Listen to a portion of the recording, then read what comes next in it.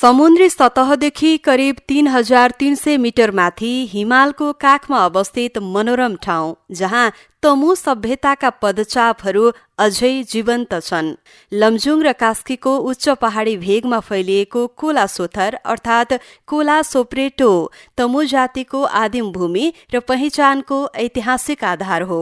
यो ठाउँमा करिब 1250 वर्षभन्दा पहिले तमु जातिको ऐतिहासिक बस्ती रहेको पुष्टि भएको तमु प्लेहु संघका केन्द्रीय महासचिव हर्क गुरुङ बताउँछन्। तमु प्लेहु संघ पुरातत्व विभाग र क्याम्ब्रिज युनिभर्सिटीले सन् 2000 मा त्यसलाई उत्खनन गर्यो।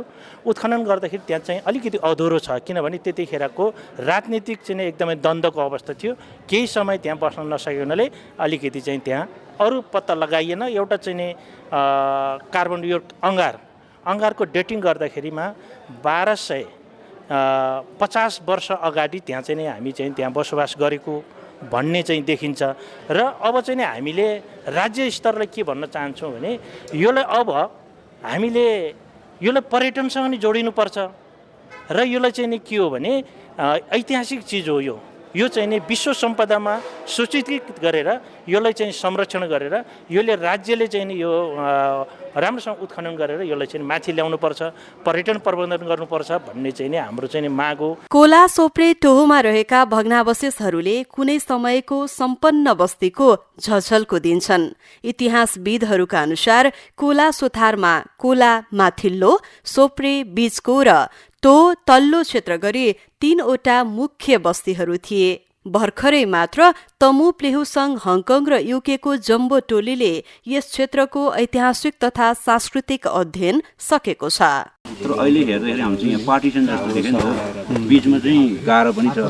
यो एउटै सिङ्गै एउटा घर नभएर एउटै घर हो भने बीचमा पार्टिसन थियो, त्यो त भन्नु पर्यो नि त। लोककथा र तमु जातिको शास्त्र प्लेतालुमा सीमित यो ठाउँ अहिले आधुनिक पुरातत्वको अनुसन्धान केन्द्र र नयाँ पर्यटकीय गन्तव्य बनेको छ। कोला सोप्रेटो केवल एउटा ठाउँ मात्र होइन, यो तमु जातिको पेतालु र संस्कारको जननी भएको तमु प्लेहु संघ युके आमा समूहकी अध्यक्ष बबिता पच्यु तमु बताउँछिन्। बाटो त अब त्यस्तै हो, दुःख नै छ एकदम। जसो तसो वहाँ पुगेर आयौँ होइन। अनि त्यहाँ अब गएर यो ऐतिहासिक हाम्रो तमुहरूको, हाम्रो गुरुङहरूको एकदम पितृ थलो हो। पितृ परम्परा अनुसार हामीले हाम्रो अर्गुङ गर्दाखेरि हामीलाई वहाँसम्म पुर्याउनु हुन्छ खेकीहरूले होइन। वहाँ जाँदाखेरि तर त्यहाँ चाहिँ नि के भइदियो हुन्थ्यो जस्तो लाग्छ। त्यहाँ हाम्रो परम्परा मौलिक एकदम पहिलाको भग्नावशेषहरू छ। तर सबैजना जो पनि त्यहाँ भ्रमणमा जानु हुँदाखेरि एकदम त्यहीँ चढेर अलिअलि भएकोलाई पनि फेरि भत्काइदिनु हुने कि होइन।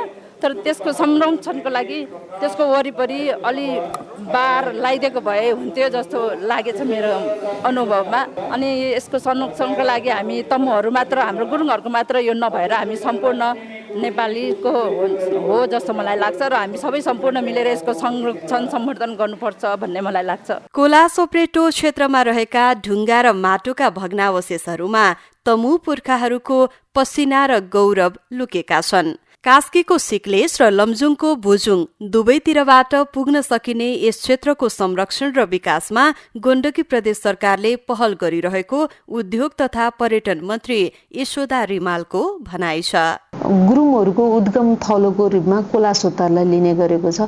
नेपालमा जति पनि गुरुङ समुदायका व्यक्तिहरू हुनुहुन्छ उहाँहरू चाहिँ त्यही कोला सोतार बाटै चाहिँ गएर बसेको हामीले त्यो इतिहास र त्यो अब समुदायले कोला सोतारका धेरै विज्ञ साथीहरूले भनेको चाहिँ हामीले पाएका छौँ। त्यसकारणले त्यो ठाउँलाई विकास गर्नका लागि गुरुङ समुदायसँग जोडिएको ऐतिहासिक ठाउँलाई विकास गर्नका लागि विश्व सम्पदा सूचीमा चाहिँ समावेश गर्नका लागि हिजोको सरकारले पनि, गण्डकी प्रदेशको विगतको सरकारले पनि त्यसलाई ऐतिहासिक ठाउँको रूपमा लिएको छ। हामी पनि निरन्तर सङ्घीय सरकारसँग पहल गर्ने कुरामा लाग्छौं।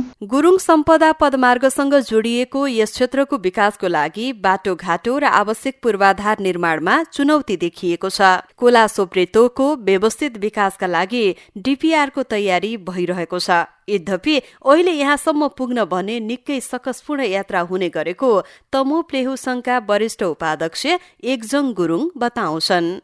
अझै पनि त्यहाँ राज्यको चाहिँ पहुँच एकदम कम्ती छ। त्यहाँ किनभने त्यो बाटोहरू एकदमै अप्ठ्यारोहरू छ। ठाउँ ठाउँमा चाहिँ त्यो काठको चाहिँ पुलहरू छ, जीर्ण भएको छ होइन। खोला जानलाई धेरै मान्छेहरू चाहेको हुन्छ, तर चाहिँ त्यहाँ जानलाई चाहिँ त्यो जुन बाटोहरू चाहिँ अब चाहिँ अहिले भनौँ न यो सिजनमा हाम्रो चाहिँ तमुपेलु सङ्घ हाङकङले युकेले भ्रमण गरेछ, तर चाहिँ हाम्रो त्यहाँ सम्झन एक सम्झन पनि छ होइन।